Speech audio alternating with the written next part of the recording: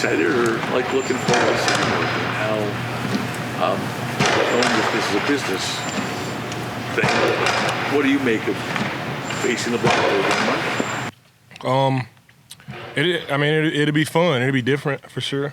It'll be fun. It's not like a revenge game or anything like that for me. Like, I left on good terms, left and went to go win a Super Bowl. I had a great relationship with everybody in that facility. Didn't have any bad blood with anybody in there. So for me, it was like I didn't want to leave. You know, I cried real tears when I left. So it's to see them again and to see that organization winning and starting to do better is, you know, a treat for me. It's not like it would never be the other way around for me. 11, it was 10 and a half years there, 11 years there. I've had so many different players come through there that I built special relationships with.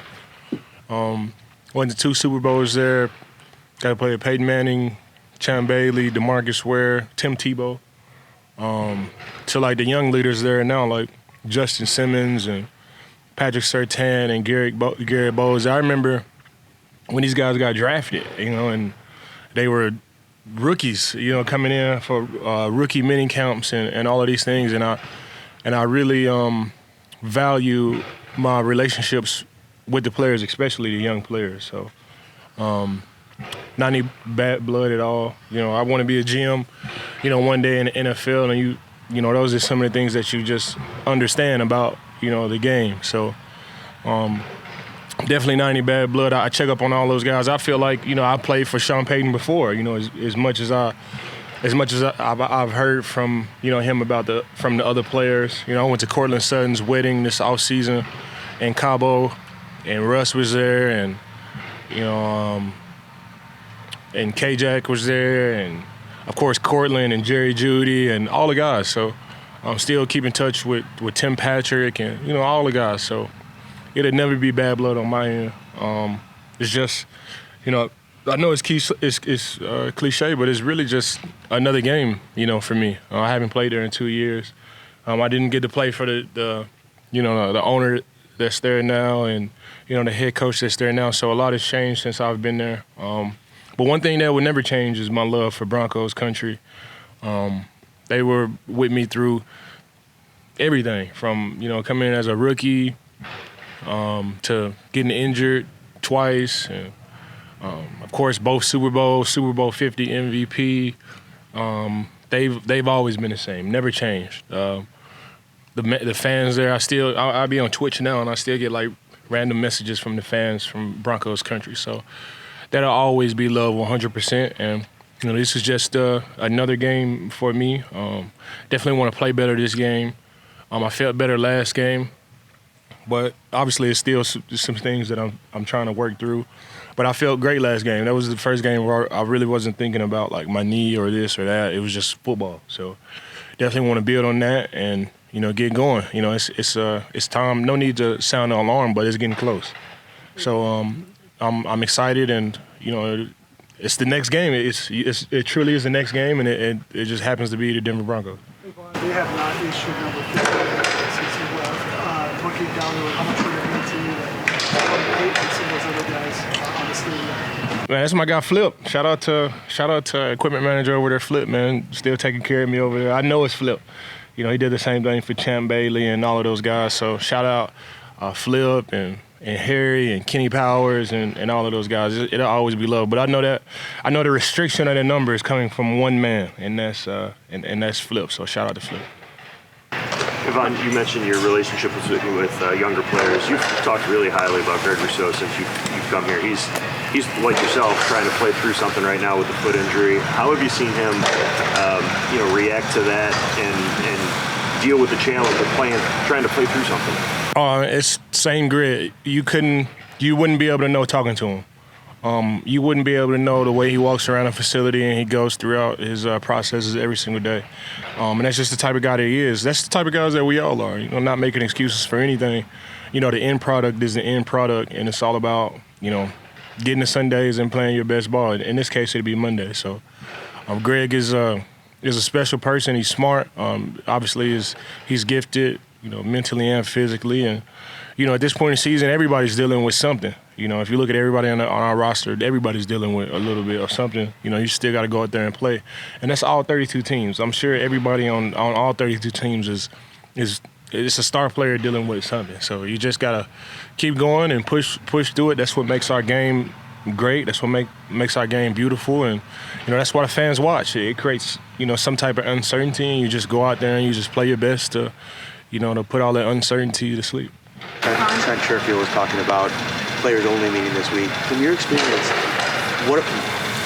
what's the benefit of those in season when maybe you're struggling a little bit and getting a chance to just be in there with your teammates? It's just a sense of ownership.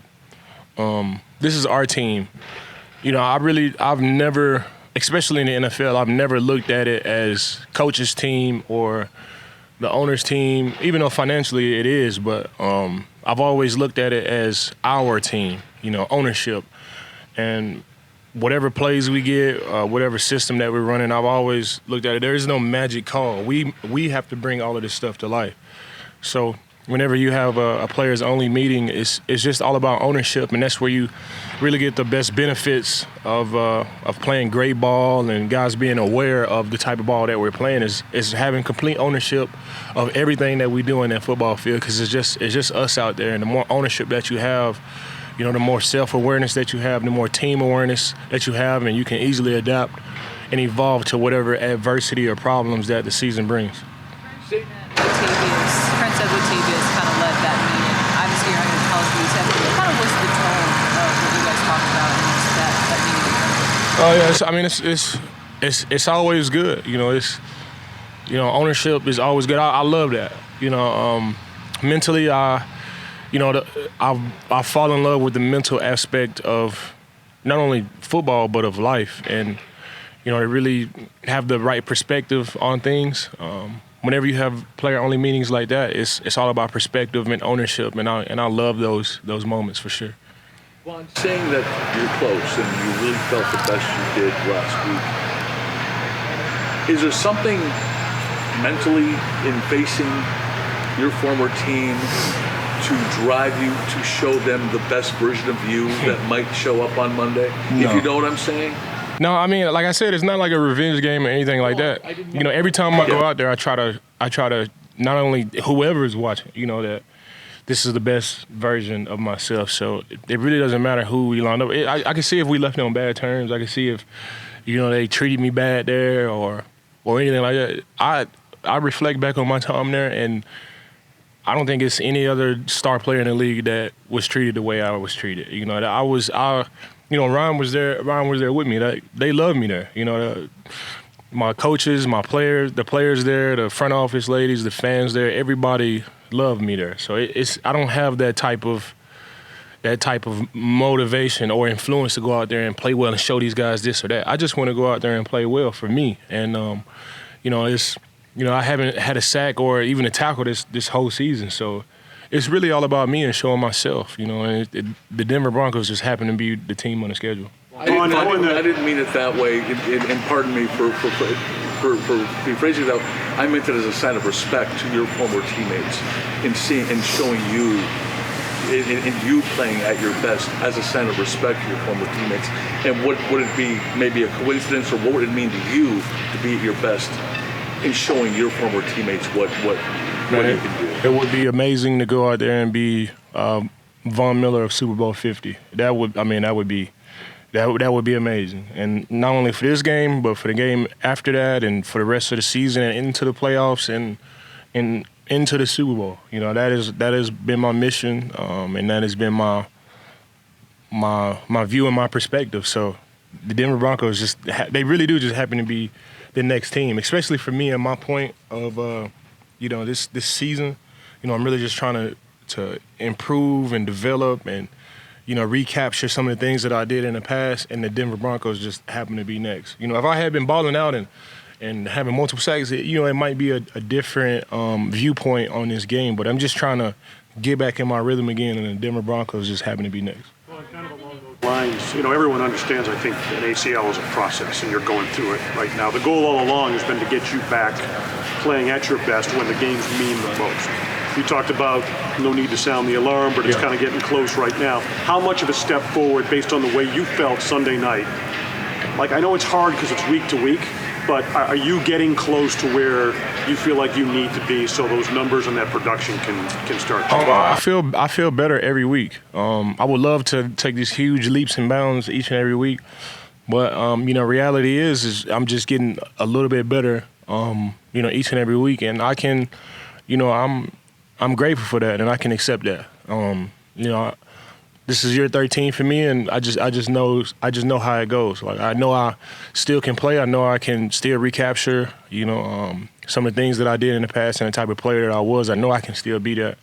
And I feel like that's what's driving me. If I didn't know, I kind of just, if I didn't believe it, I kind of just, fall to the back. But that's not me, and I feel like I'm just on the edge of it, and that's really all I know how to do. That's really all I've been doing my whole entire career, is just trying to develop and get better and better and better. So that's really the only thing that I know how to do. So I'm just continuing to just dig at it, and I know I'll break through either this game, the next game. I know it's coming for sure. One follow-up to that, if I could, just to understand what you said before. You said it was the first game where you didn't really think about your knee.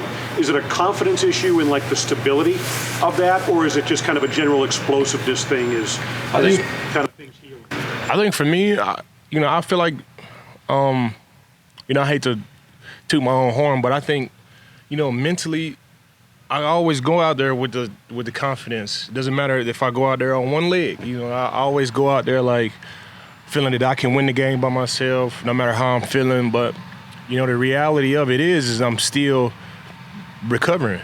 No matter how I try to trick myself, no matter what games I play with my mind, no matter where I'm at mentally, the body is just totally different. So I can accept the type of progress that I've made. Like I had said before, I'm grateful for the progress that I'm having. I would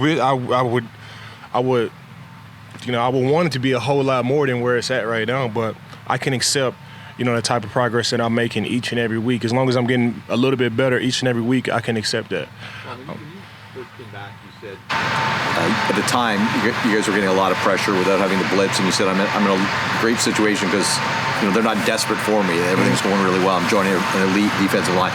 That production has dropped because of some of the other situationals on defense. Do you feel more pressure to contribute now because the defensive line has not been as successful the last little while? Pressure comes from within, and I wouldn't even call it pressure, but I have a sense of urgency to get it done. And that's really each and every week. That's just my mindset when it comes, to rushing a passer. I feel like I can do it. I feel like I can get it done, even if nobody else was doing it. I can go out there and win the game by myself, kind of like a quarterback can on offense. I've always had that type of self-belief in myself, and so it's definitely a sense of urgency for sure, especially for me. I definitely want to get it done, and what a better week to get it done than this week, Monday Night Football, going against my old team. Noticing similarities between when your previous ACL injury and what that recovery was like, and this one? Is it similar? Is it different? Yeah, it is. It's different, and I thought it would be like the same, but it's totally different. I mean, it was 10 years ago, and it's not the exact same injury, and it's just different all the way around. It's kind of like a whole new injury, So it's different. It wasn't the same injury as it was before, but for me, I still had the same mindset. Whether it's been my knee, my thumb, my peroneal tendon, whatever injuries that I've dealt with in the past, I always had the same mindset, and that's what's continually helped me, get through these cycles of being good, getting injured, coming back, being good, getting injured, and coming back. And I'm just on that same process. This time it's just taking a little bit more longer, but like I had said before, I have progress. I'm getting better, and I can accept that. I would want it to be a whole lot more, but slow progress is better than no progress, and I feel good where I'm at. Two more, please. Vaughn, I see on the side of your hat it says it takes what it takes. For you and this team to play to the caliber that you all talk about, what do you think it takes for this team to do that? Man, whatever it takes. Each and every game, each and every play presents, a different level of adversity. just because you had success before, doesn't mean you're gonna have success now, and you're kind of stuck in this cycle of, playing good, preparing, whatever presents itself. So it takes what it takes for me means that no matter what's presented, no matter what are the circumstances, you find a way to get it done no matter what it is. And that's the type of mindset that I've had for a while now. Thanks, I got this from Trevor Mowat, and rest in peace, Trev. And this was just a quote he used to always tell me: "It takes what it takes." And I applied that in my football career and in life. So whatever is presented to me, I'm gonna do whatever it takes to be successful and sustain success.